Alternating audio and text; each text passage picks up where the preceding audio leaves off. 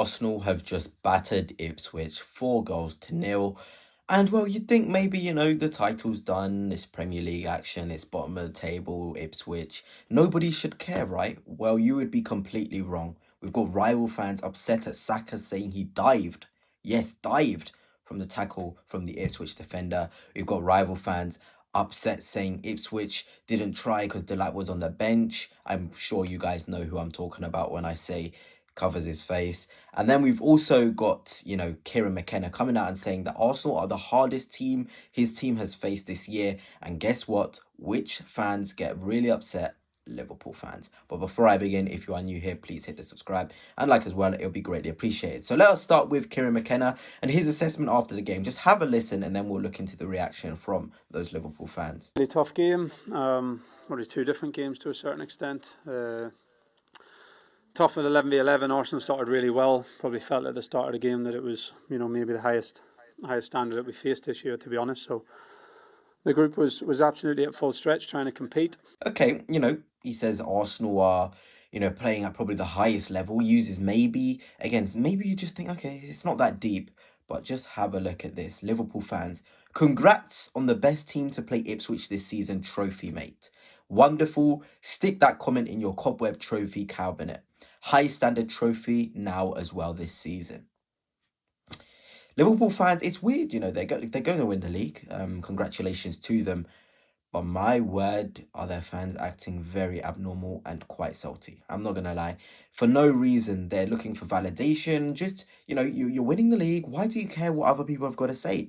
If Arsenal won the league and had Ipswich's manager coming out and saying, Liverpool are the best team that have won or we've played this season, I wouldn't care because I'm going to get my hands on a trophy. But with Liverpool fans, they want to have it all. They want to make it about themselves. They get really upset. A couple of days ago, there was this post about Hugo Ekitike and sort of this idea that he did a Henry celebration at Tottenham. And Liverpool fans were saying Arsenal fans are begging it. He's not actually doing the celebration of Henry. Stop fueling Arsenal fans' ego. Then literally a couple hours later, Hugo Ekitike himself put on his story his knee slide next to Thierry Henry's sort of knee slide. So they were silenced. Liverpool fans are very, very odd in terms of being so obsessed with Arsenal and what everyone thinks of them. Just go and win your title. Congratulations. We've got other things to be thinking on in terms of the Champions League. Now let's look at Mr. Anoni Boy, the guy who always watches Arsenal fans, probably the biggest non-Arsenal fan supporter I've ever seen. But let's just have a listen to what he's got to say. Oh my God, bro. Oh my days. Bro, Ipswich. You guys are useless, actually. Why is it that when you guys play against Arsenal, y'all are playing like Southampton this season? But anytime you play against us, y'all are turning into prime Barcelona, bro. What the fuck? You like an Arsenal. Arsenal! Clap your cheeks for now. Bro, Ipswich is useless. I can't lie. They're useless. Yeah. When you guys are playing against us, you guys got beef with us. No, at this point, you guys got beef with us. Because anytime you play against us, you guys are turning into one of the biggest clubs in the world. Useless. And Arsenal, I thought y'all are only focusing on the Champions League, bro. I thought it's just the Champions League you guys are focusing on. Because forget the Premier League. Liverpool has won the Premier League already. If you guys are still trying to focus on the Premier League, it's long gone. Arsenal, it's long gone. Oh yeah, by the way, let me remind y'all. Y'all are not winning that Champions League. PSG is going to come out on top in that game, by the way. Oh yeah, before I end this video, Arsenal. I swear Ipswich, took, I think, 4 points over Chelsea this season. Maybe those 4 points are going to be the ones which separate them from getting Champions League football. They beat Fulham, well done to them. But I mean, my word, salty there. PSG are going to beat us. We shouldn't even be focusing on the Premier League. He's basically saying we should just forfeit games from now on, essentially. That is what I've got from that. Forfeit the Premier League because we're not going to win it.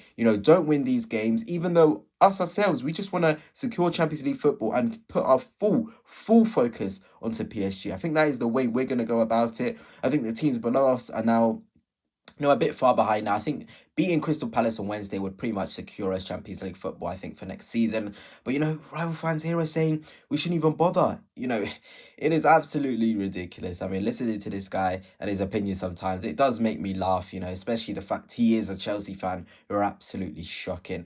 But now let's go on to the Saka thing. An absolute horror, and I mean horror tackle from Leif Davis. For me, straight red. And I was surprised the referees actually got this right. Look how high he is on Saka. Behind, he had to have an ice pack on him.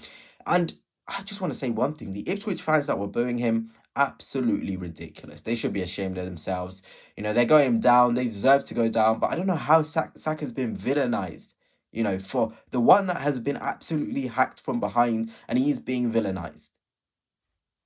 It's a joke, really, but I guess that's just the reality of football. And home ground players, they're always going to be upset. They're always going to be screaming and shouting, even when it doesn't make sense. But, maybe you would think as a rival fan, you'd agree and be like, okay, this is a horrible challenge. But you would be absolutely wrong. Look at this.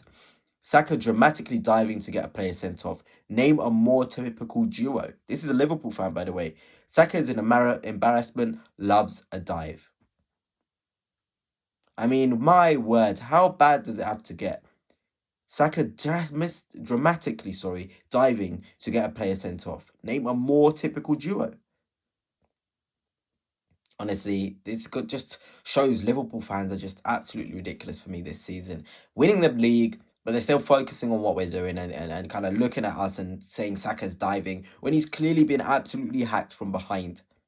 It is crazy to me. It really, really is. But, let's get on to the game itself. A nice 4-0 win, a really comfortable performance. I think after the red card, it was just about different movement, different patterns of play. Trossard was excellent. Saliba was nice at the back with Kiwior. I think Kiwior had a strong game on the ball specifically. Declan Rice as well was really, really good.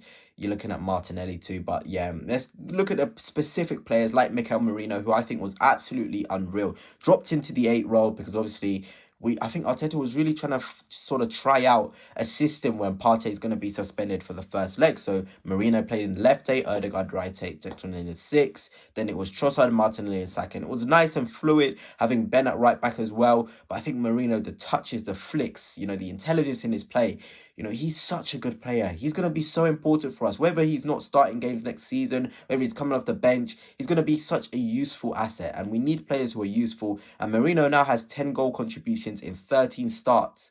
It is absolutely insane. I know it says as a striker, but he played in that 8 role today and he looked really, really sharp. I loved him in there. And it's a sign of things to come because obviously he's not going to be the out-and-out striker. He was just there as a placeholder and he's been absolutely brilliant these past couple of games, these past 5, 6, 7 games, ever since he's sort of been shifted around.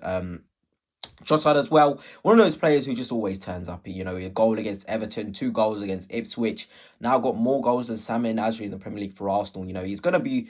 It's such a shame because it was meant to be one of those players, cult heroes, where we would have won the league the first season he came in, the second season as well, and this season as well if he didn't have injuries. If that had happened, Leandro Trossard would have gone down as a fantastic sort of cult hero and sort of contributions he's made, the goals he's scored. He's such a perfect squad player. He does frustrate me a lot, I'm not going to lie. But just seeing him pop up, take his chances, it was a positive performance from him. It was just absolutely brilliant to see. Gabriel Martinelli has never lost a game when he's scored, and he started to upturn in form as well. I've got a video about him coming out tomorrow. Those players that were laughing at him, they're not laughing now. He's scored against Madrid, scoring against Ipswich, and having him fit and ready. I think since March, he's probably been the best left winger in the Premier League for sure. He's been absolutely excellent since obviously coming over that injury that he had. And of course, Jakub Kiwior has been absolutely incredible as well. 4 clearances for him today, 7.4 rating, 95% pass accuracy, 3 out of 4 ground duels won. It was a really, really good performance from him. I'm proud of the way he's playing in the absence of Gabriel. And in terms of the Premier League table, we sit on 66 points, 13 away from Liverpool, of course, who are set to win that Premier League. But ultimately for us, I think 70 points will pretty much it will be enough for Champions League football, is what I'm trying to say there. Maybe even 69, but I think one more win, I think that's enough for us, really. And we can really go and focus on the Champions League. But anyway, Gunners, that's it for now. And until next time, peace.